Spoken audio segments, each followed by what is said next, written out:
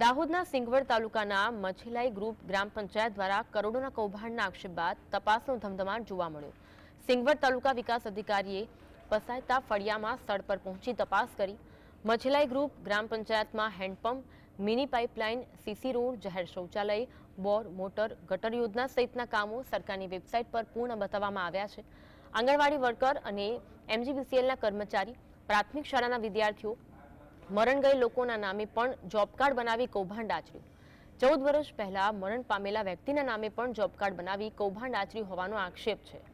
મછીલાઈ group ગ્રામ પંચાયતમાં 23.34 લાખના 15 જેટલા કામો કાગળ પર બતાવી કૌભાંડ આચર્યું હોવાનો આક્ષેપ છે, જેને લઈને તપાસ કરવામાં આવી રહી છે.